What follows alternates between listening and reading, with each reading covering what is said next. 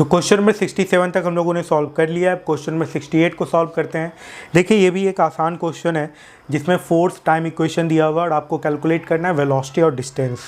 ठीक है, सबसे पहले मैं क्वेश्चन को पढ़ देता हूँ। At the moment t equal to 0 the force equals to 8 is applied to the small body of mass m resting on a smooth horizontal plane. The permanent direction of this form an angle alpha with the horizontal. Find the velocity of the body at the moment it's breaking off the plane, the distance traveled by the body up to this moment. सबसे पहले आपको तो question को समझना पड़ेगा कि question में कहा क्या जा रहा है। There is a block placed on horizontal a smooth surface and a force dependent, a time dependent force equation is given and that equation is AT and this force is acting at an angle alpha. If you take component of force, then horizontal component will be F80 cos alpha and vertical component will be 80 sin alpha, and in vertical direction there is a normal and weight of this block. Okay, and if you equate 80 sin alpha plus normal is equals to mg, then you got the value of time at the moment it breaking off the surface. Okay, so 80 naught sin alpha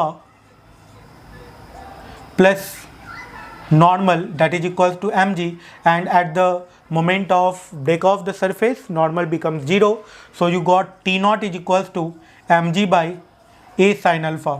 This is the moment. ये वो समय है जिस समय ये block जो है इस हॉरिजॉन्टल सरफेस को, इस स्मूथ हॉरिजॉन्टल सरफेस को छोड़ देगा। अब यदि ये टाइम का वैल्यू मिल चुका है तो अब हम लोग आसानी से वेलोसिटी कैलकुलेट कर पाएंगे इस मोमेंट ऑफ टाइम पे, और डिस्टेंस कैलकुलेट कर पाएंगे इस समय तक जो डिस्टेंस ये ट्रेवल करेगा उस समय तक। चलिए फिर आगे बढ़ते हैं और सॉल्व करते हैं। हॉरिजॉन्टल जो वैल्यू है 80 cos अल्फ़ा है और ये हो जाएगा ma के बराबर, है ना। तो एक्सेलेरेशन का वैल्यू हो गया a cos alpha by mass into T. ये एक्सेलेरेशन है AC लिख देते हैं इसको, है ना। अब एक्सेलेरेशन को हम लोग dv बाई dt लिख सकते हैं, तो ये हो गया a cos alpha by mass into T, then dv equals to a cos alpha by mass t dt, and you have to integrate both side 0 to v and 0 to t.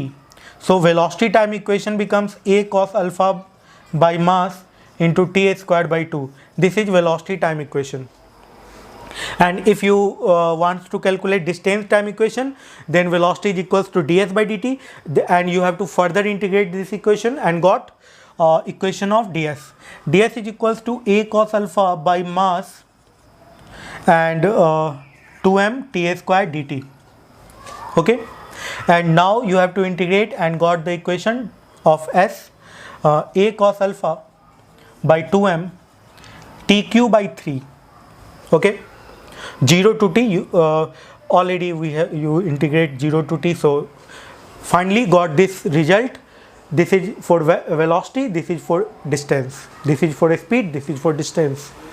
Put the value of t naught at the place of t and got the result velocity and distance. Okay, so finally निकल चुका है कि velocity क्या होगा और distance क्या होगा। तो वेलोसिटी का जो इक्वेशन आएगा ये आ जाएगा a cos alpha by mass 2m कर दें यहाँ पे, और t के जगह पे पुट कर देंगे ये चीज़, तो mg by a sine alpha का स्क्वायर हो जाएगा। ये अल्फ़ा है ना यहाँ पे।